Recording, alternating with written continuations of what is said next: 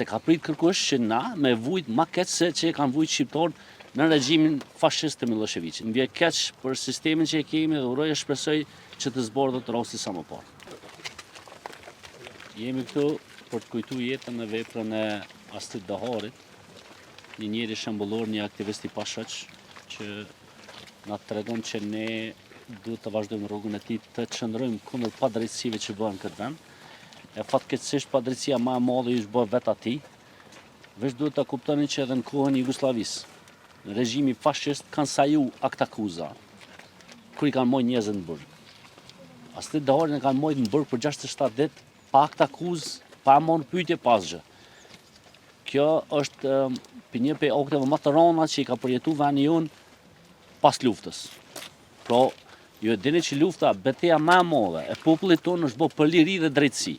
Se ka prit kërkush që na me vujt ma keq se që kanë vujt shqiptarët në regjimin fashist të Miloševićit.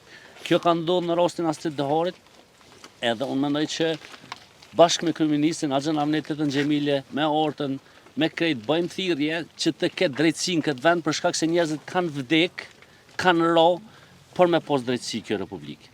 E tash presim drejtësi për Astrid Daharin dhe duhet mirën pyetjes që shota kryeministri dhe vetë hetimet që janë bërë. Për shkak se është e padrejtë, mas 9 vjetë na nuk e dim ende rezultatin epilogën e këtij rasti për shkak se sistemi i drejtësisë nuk mirën me të. Ne në Kosovë ka pas ndryshime në kuvend, në qeveri, drejtësia vazhdon me lëngu.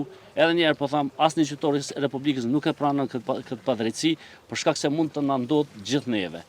Kështu që më vjen keq për sistemin që e kemi dhe uroj e shpresoj që të zbardhet rasti sa më parë.